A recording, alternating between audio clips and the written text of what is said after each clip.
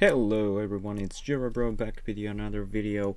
Let us talk about the new workflow editor. Now I tested this editor, which is actually a new editor. You can choose between the editors for the workflows based on how you actually like it to use. Now if I go for my workflow, and this is within the project itself, and if I go for the actions in here, and then within the actions you will have this option right here that says switch editor. Now also there is this option that says open workflow in the new editor. Now the thing is, the question is, okay, now may I edit this workflow? Is this actually something that is possible to do? So if I open a workflow in the new editor right here, so in here what we have is a pretty known, let's say, workflow. Now it is also available for the company managed project. So if you have guessed, and if you have told that this is a workflow editor that is being used in a team managed projects, you are correct. The good thing is now this can also be used in company managed projects. Now what you have in here are more easier things. You have to add a to-do status, in progress status, done status. You also have options to add transitions right from get-go, and also to add some of the rules. So this is actually pretty good, because in the old workflow, when you're actually adding a status, you need to choose the name of that status and also what is going to be the status category. You can add a status here from the status category right away, so this actually saves you more time in order to actually set up your workflow based on your preferences. Now what else do we have in here? So we are also having this option to create the transitions. So we can actually choose, let's say, a transition that I have from the backlog to select for the development, and I can also say, I can say dev start. And as you can see from here, it actually creates a transition right here.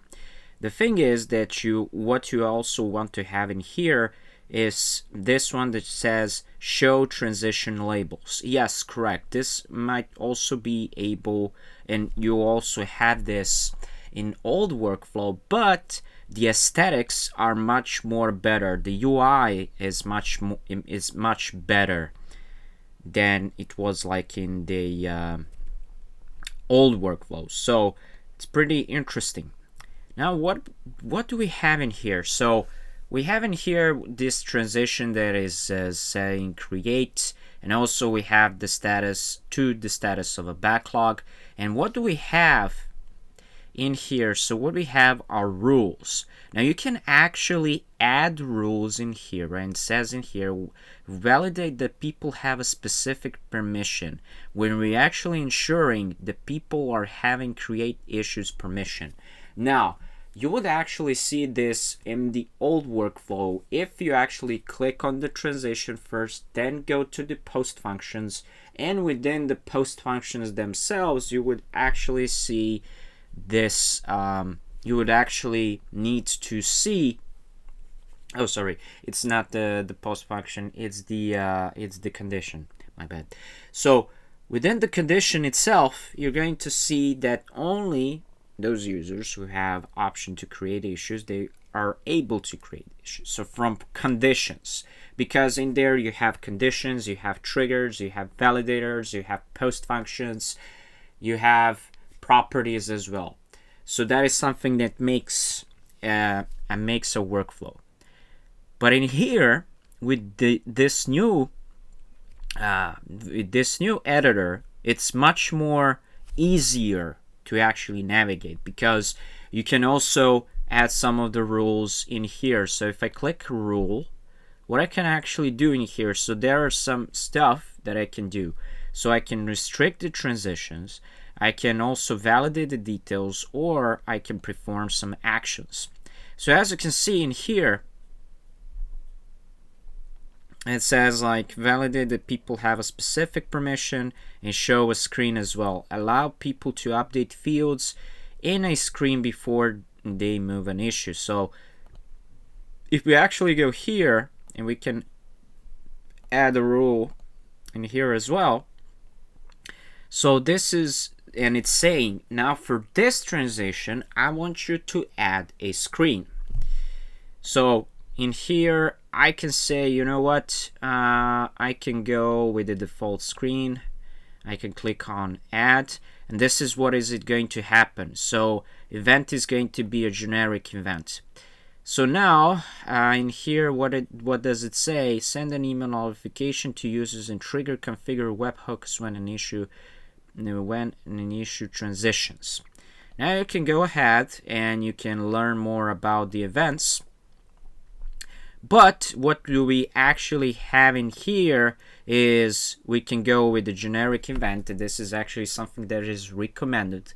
So it's a really good thing to use when it's recommended. And if you actually go back in here, this is what happens. The event is issue created. So this is actually pretty great. Now what is this? What are these events in here? So these things right here, so issue updated, issue assigned, issue resolved, and everything else. So what happens in there, this really reminds on some of the post functions. And as you saw, there are no things like properties, no definition of conditions, no definition of anything else. Now the probable downside of this, and of course what you actually have in here, are the properties. So properties are located in here.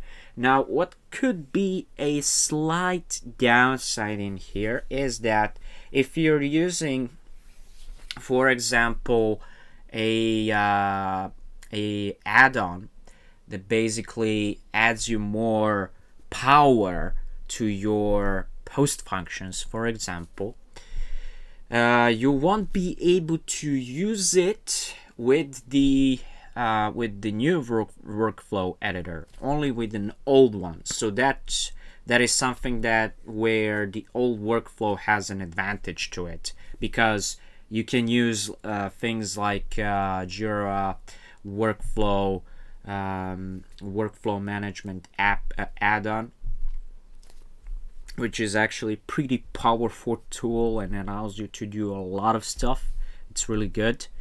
So in a nutshell, basically this is it. So if we actually add an update the workflow, so it says you may have issues in statuses that aren't your updated workflow. To prevent errors, let's move those issues to new statuses. So actually this is something that is pretty good. I had this reopen status. I actually deleted from the workflow, and I'm gonna say, yeah, let's update this workflow now. And what does it say? It may take some time to update the issue affected by your recent changes. Yeah, so we're actually looking for the company managed workflow here.